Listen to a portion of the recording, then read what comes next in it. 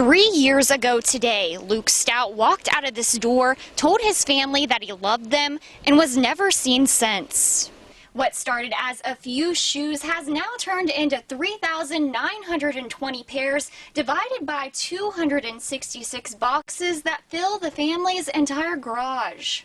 Well, Nicole, there were two highly contested races tonight here in Bridgeport. Now, one of those was for City Council with 2 seats up for grabs, the other for City Recorder. I'm here in Barber County on Pleasant Creek Road where the rain is continuing to pour down. And as you can see, some roads are getting completely covered by water. Right now, customers are forced to send their letters off hundreds of miles away to either Charleston or Pittsburgh to be sorted. Now, this means it could take 3 or more days for your mail to reach its destination. After an hour and a half of deliberations, Adam Bowers is found guilty on all charges from a 2001 sexual assault case involving an 83-year-old woman. And once you have your winter tires, doesn't mean you're ready to hit the road just yet. The bitter temperatures can also mess with your air pressure.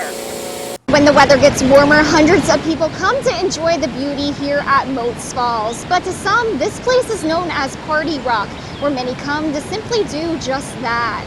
Deputies in Barber County are using this month to put the brakes on distracted drivers by encouraging them to put their hands on the wheel and their eyes off of the screens. State police were called to the scene here in West Milford early this morning, and once they arrived, they found a young girl left all alone wandering right in the middle of this road.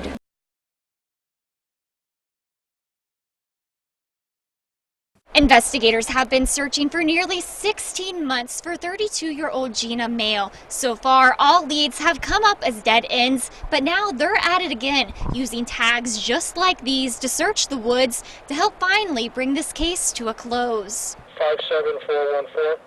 After receiving another tip, deputies are out in full force leading a search and rescue unit in an effort to find any kind of clue that will help them solve the disappearance of Gina Mail. We brought in a specialty unit to search an area of interest due to some tips that came in the Sheriff's Department where some people have actually been talking about some activity that went on January 2014. The day that Gina went missing, and what started out as a search in multiple counties is now slowly narrowing down. Now we're down to a specific location.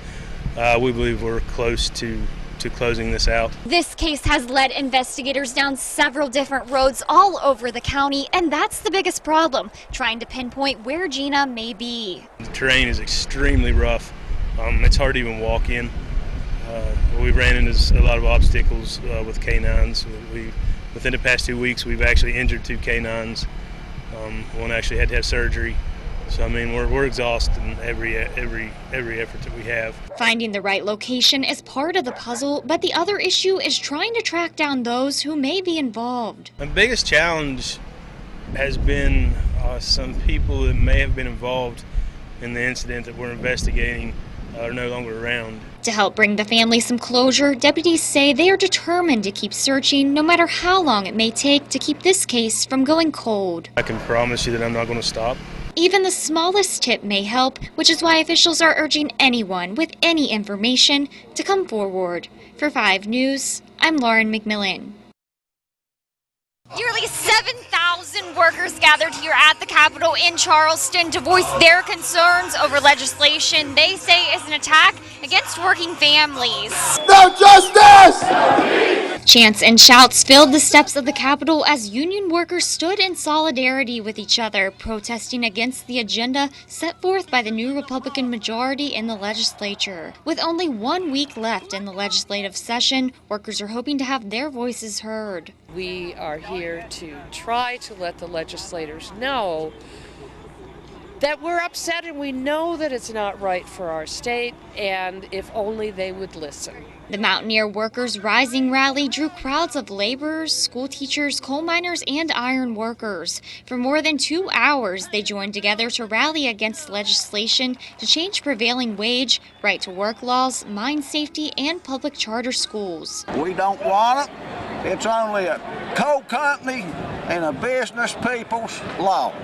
It's nothing for us. It's to cut our wages, our health care, our pensions, our medical, all of it. Several speakers were on hand, including Kenny Perdue, the president of the AFL-CIO, and Cecil Roberts, the president of the United Mine Workers. They focused on energizing the crowd and encouraging them to get others to register to vote. In fact, voter registration cards were even passed out, urging workers to make their vote count in 2016. Solution will come in 2016, I hope, but before then, this rally is to open their eyes, hopefully to let them know that West Virginians just aren't going to stand for this type of abuse upon our working class families. We reached out to Republican legislators for comment, but have not heard anything back. They claim their agenda offers a new direction while also helping the economy. But union members call this damaging and hope their sense of unity will send a message to lawmakers. What is happening is an attack on every working family in West Virginia. For 5 News, I'm Lauren McMillen. 5 years ago today, one of our nation's worst mining disasters happened just a few miles from here at the Upper Big Branch mine. It claimed the lives of 29 brothers, sons, and husbands. And now today, this memorial stands as a reminder for all of those lives taken far too soon. April 5th, 2010 is a day that is still trapped in the minds of people in the small-knit coal mining town of Whitesville. The sirens just kept coming, and when I hear more than just one or two now, even it's a reminder of that day. The explosion happened in the middle of the afternoon, but it was unclear at first if anyone survived the blast. Almost 1 week later, families received the grim news that there were no survivors. For emergency officials, it was an agonizing day, searching tirelessly in the dark and learning that they were tied with many of those who died. Seems like it was yesterday, and there's not a day that goes by that somehow we don't talk about it. It's brought up in conversation, whether through the emergency services or through the community. It's just been such a trying event that happened in the small town. And many in the community are still trying to come to terms with losing their loved ones. It's still difficult for the families. They still hurt. They still remember. Part of it is because they felt it could have been avoided. But it wasn't avoided, and for those 29 men, they will never have a chance to return back home. But for those who still go underground daily, the terrible tragedy remains in the back of their minds. We're still doing what they love to do, and I mean, me and my buddies was talking about there Thursday when we was at work, and we stopped down and talked about it, and we're in the same conditions, I mean, every day, and every time we cut out on the tail, sometimes I'll think about them. In 2012, a larger-than-life memorial was built to keep all of the miners' memories alive and well. Today, it continues to remain as a harbor of hope and healing. The anniversary was marked quietly this year, but several flowers, wreaths, and photos decorated the monument. But it's a constant healing process that I don't foresee. Some wounds just don't heal. Many families are still struggling to find closure, and they're hoping that justice will finally be served, as former Massey CEO Don Blankenship's trial is expected to get underway by the end of this month. Reporting from Raleigh County for 5 News, I'm Lauren McMillen.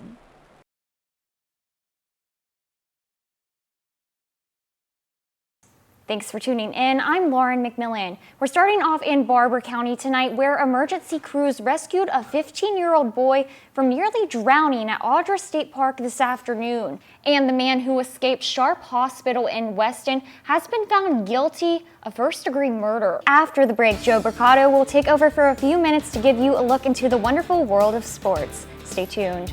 Joined once again with meteorologist Kate Mantich. So Kate, what does the rest of the week look like for us?